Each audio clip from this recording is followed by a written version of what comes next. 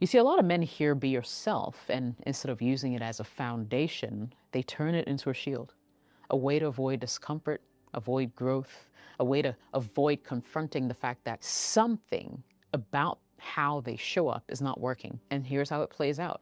A man gets rejected or ignored, and instead of analyzing what happened, he tells himself, well, I was just being myself. If she didn't like it, that's her loss. Now, it sounds confident on the surface, but if you look closer, it's often just a way to protect his ego from feedback. Because honestly and truly, the alternative is uncomfortable.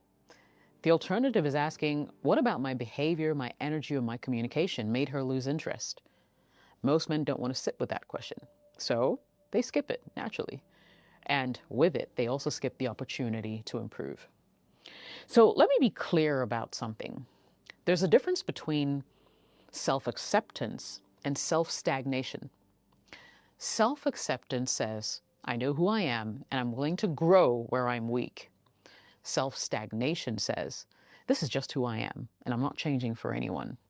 One leads to progress, the other locks you into the same results. Some guys will double down on behaviors that are actively hurting their dating life and call it authenticity. They say things like, well, I'm just a straightforward guy. I say exactly how I feel. But what that really looks like is oversharing too early, dumping emotions into a space that hasn't earned the level of depth yet, or I'm just a nice guy. What that actually looks like is avoiding tension, never setting boundaries, and constantly prioritizing her comfort over your own self-respect.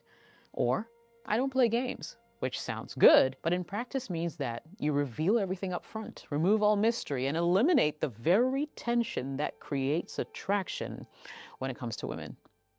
And then you sit there and wonder why things start strong and then fade out eventually.